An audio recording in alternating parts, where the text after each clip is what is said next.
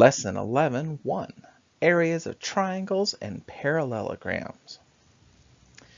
The area of a square is s squared, where s is the length of a side.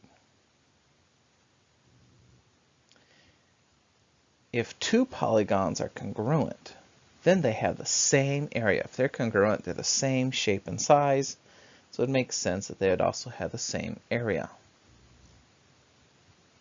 The total area is the sum of the areas of the overlapping parts.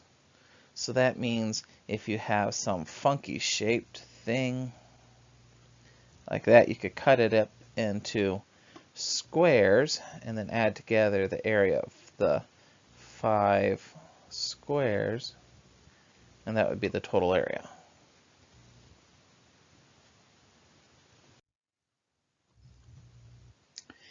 Area of a rectangle is base times height. I know you've learned it as length times width before. We're going to use base times height because the other formulas are derived from this. Area of a parallelogram is base times height, because what can we do? Well, if we take this piece, move it over here, it fits, and you then have a rectangle. The important thing, the base and the height are perpendicular to each other. Base and height are perpendicular to each other. Area of a triangle is 1/2 base times height. That's because a triangle is half of a parallelogram. So here's a parallelogram. The triangle, look at that, this triangle is half the parallelogram. Or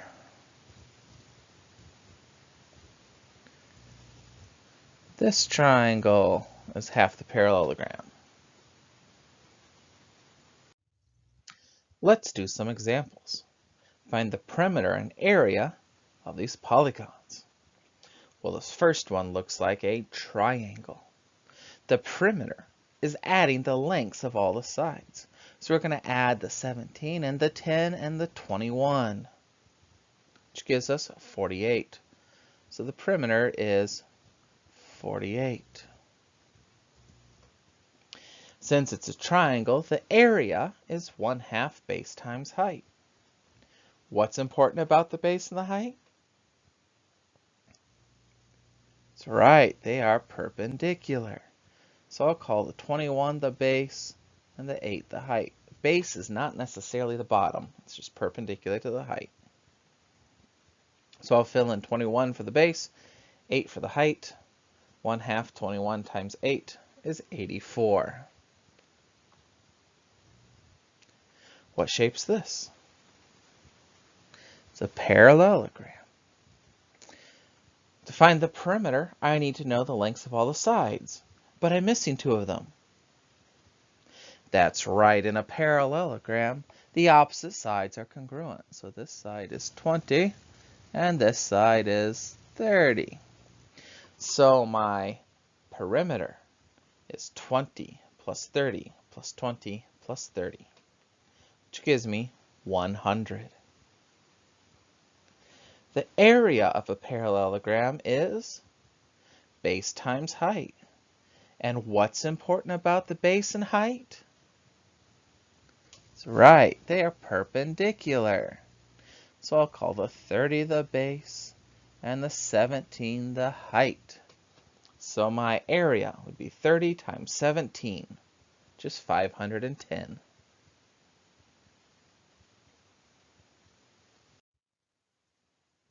How about this one? Find the perimeter and area of this polygon. It's a triangle. I need to know the other side, because if I'm going to do perimeter, I have to add up all 3 sides. But what could I do to find the length of the other side? That's right. We could use the Pythagorean theorem because it's a right triangle. So a squared plus b squared equals c squared. We'll call this side a, this side b, and the hypotenuse is always c.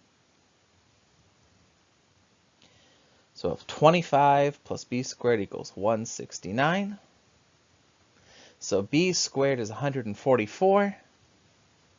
Take a square root, and b is 12. All right, our perimeter is adding together all the sides. So our perimeter is 5 plus 12 plus 13, which is 30. Since it's a triangle, the area is 1/2 base times height. But what's important about the base and the height? That's right, they're perpendicular. So I could call the 12 the base and the 5 the height because they're perpendicular. So 1/2 5 times 12 is 30.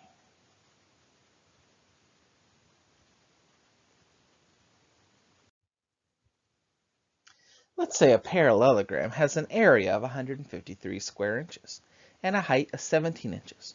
What is the length of the base? Well, looking at this, it says it's a parallelogram and its area. Well, let's see, I know the formula for the area of a parallelogram. That'd be area is base times height. Well, since I know the area and I know the height, I could fill those numbers in. So I filled in the 153 for the A, 17 for the H. I'll have to divide by 17 and I get a base of 9. And of course it would be 9 inches. Our last example. Find the area of this funny L shape. As you can see, I've already kind of divided it. Since this is 6 up there at the top, that means this bottom part there would be 6. And since the whole thing's 12, this part would also be 6. So it looks like it's two rectangles. Every rectangle is base times height. So for the left-hand one, it would be 7 times 6. For the right-hand rectangle, it would be 3 times 6, which gives us 60.